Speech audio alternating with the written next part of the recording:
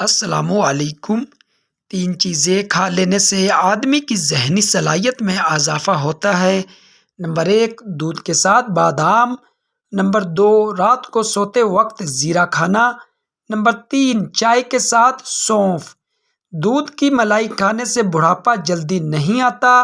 ٹماٹر کا رس چہرے پر ملنے سے داغ ختم اور چہرے پر دلکشی بھی پیدا ہوتی ہے۔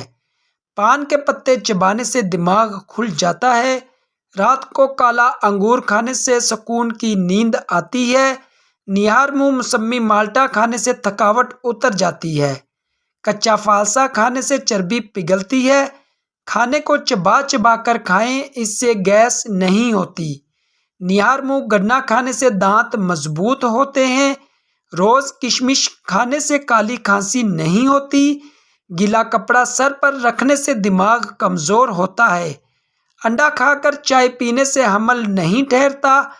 ابلے ہوئے چاول کھانے سے بڑھاپا جلدی نہیں آتا۔ نیہار منہ پانی پینے سے ہیضے کا مسئلہ نہیں ہوتا۔ املی اور گڑ ملا کر شربت پینے سے وزن میں کمی آتی ہے۔ اگر حاملہ عورت کیلے کھاتی رہے تو پیدا ہونے والے بچے کی ہڈیاں مضبوط ہوتی ہیں۔ بچے کے سر پر بال دیر سے آئیں تو سمجھ جائے بچہ ذہین ہے۔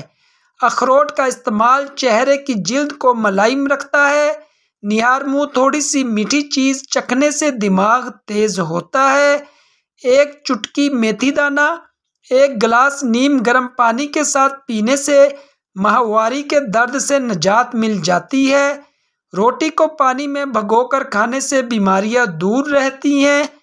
ادرک کو پانی میں ابال کر پانی پینے سے کمر کے نچلے حصے کا درد ختم ہو جاتا ہے۔ میٹھا زیادہ کھانے سے دانت جلدی گر جاتے ہیں۔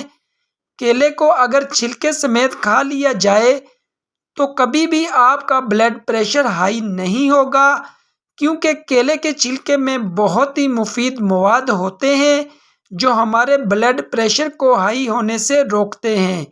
شام کے وقت گرم گھی سے سر کی مالش کرنے سے دماغ تیز ہوتا ہے۔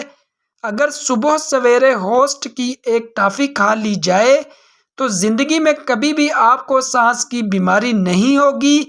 کدو کا سالن بنا کر کھانے سے فالج کی بیماری دور ہوتی ہے۔